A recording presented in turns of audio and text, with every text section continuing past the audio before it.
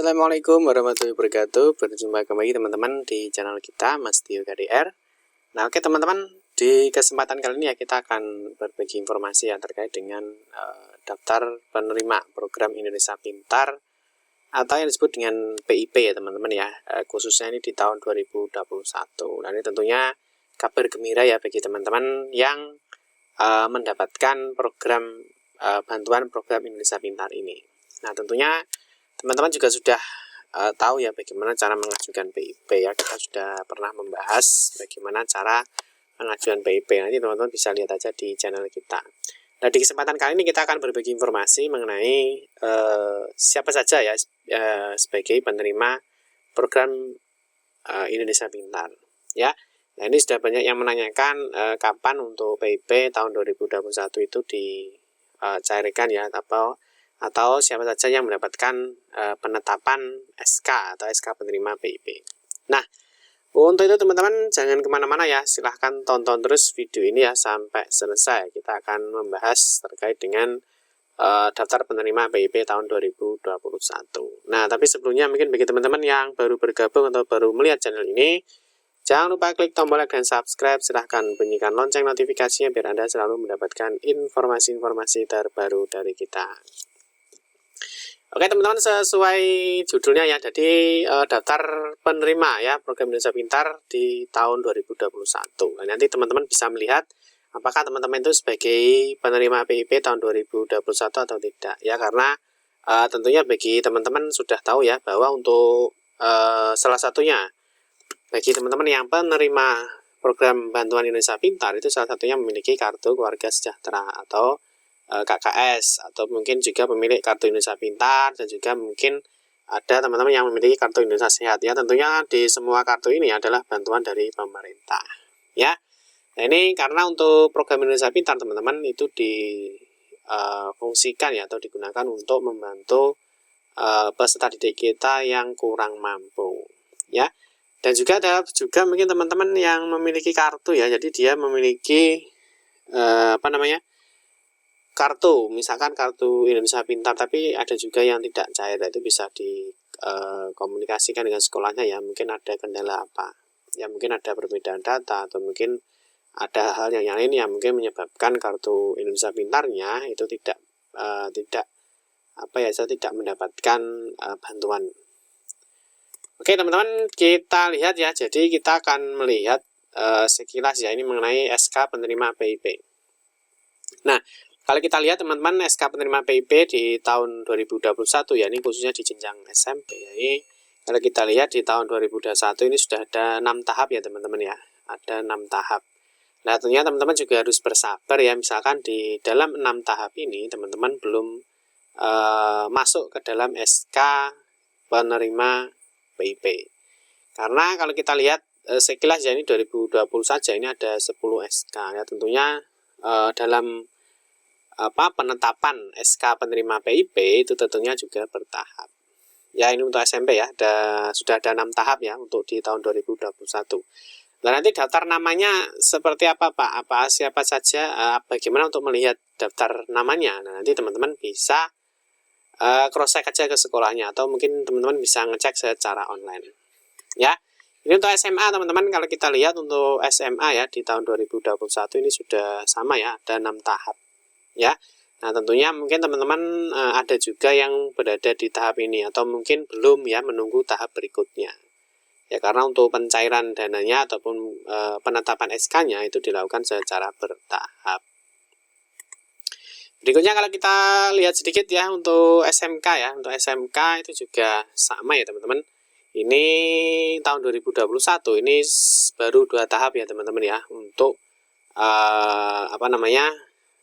SK-nya ya. Mungkin teman-teman nanti ada yang mendapatkan di tahap 2 atau mungkin tahap 1, atau mungkin belum ditetapkan sebagai penerima ya, nanti teman-teman bisa menunggu ya.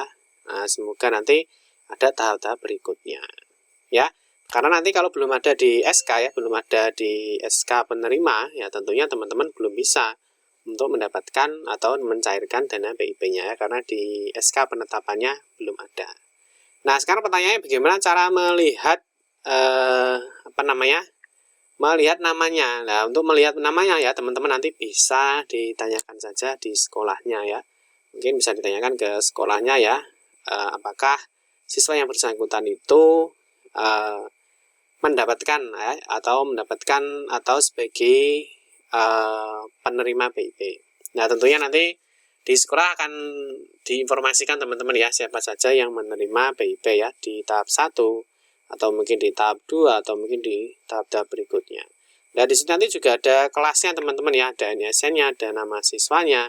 Nah, tentunya juga ada nominalnya. Ya. Nah, nanti nominalnya ini ada. Ini teman-teman ini untuk jenjang SMP ya, di kelas SMP kelas 9. Nah, ini mendapatkan nominalnya berapa. Nah, tentunya untuk SMK, SMA, SD itu tentunya juga berbeda dalam setiap kelas ya. Jadi setiap kelas juga berbeda untuk nominalnya. Bisa dipahami ya sampai ini ya. Nanti ketika bagaimana apakah melihat kita sebagai penerima PIP apa tidak. Nanti teman-teman bisa lihat saja secara online ya. Teman-teman bisa lihat secara online.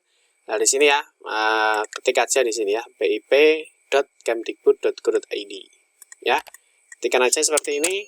Nah, nanti teman-teman secara otomatis ya, teman-teman nanti bisa cek aja ya, cari penerima PIP. Masukkan NISN-nya, masukkan tanggal lahirnya, masukkan ibu kandungnya ya. Nanti di situ akan ada apakah teman-teman itu sebagai penerima PIP apa tidak. Nah, kalau misalkan teman-teman masih bingung bagaimana cara mengecek apakah saya sebagai penerima PIP di tahun 2021 apa tidak, nah, teman-teman nanti bisa cek aja di channel kita ya, ketikkan aja PIP.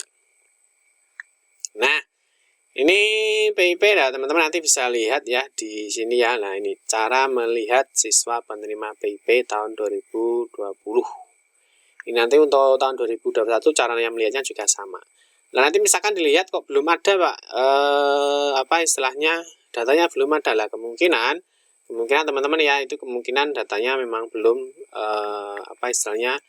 belum diupdate ya, mungkin belum diupdate di sini. Nanti teman-teman nanti mungkin bisa cross check aja di sekolahnya. Nanti sekolah akan bisa melihat ya siapa saja siswa-siswanya yang menerima PIP ya. Nanti ingat ya bahwa pencarian PIP itu secara bertahap. Nah, pencariannya pun juga nanti teman-teman bisa tentunya akan dibantu oleh pihak sekolah ya, karena ada proses koordinasi dengan bank. Apakah dananya itu dicarikan secara kolektif ataupun secara mandiri ya. Tentunya nanti pihak sekolah yang akan koordinasi dengan bank ya, nanti kapan pencairan dananya. Terus biasanya juga ada berkas-berkas ya teman-teman ya, berkas-berkas yang perlu dipersiapkan untuk pencairan dana.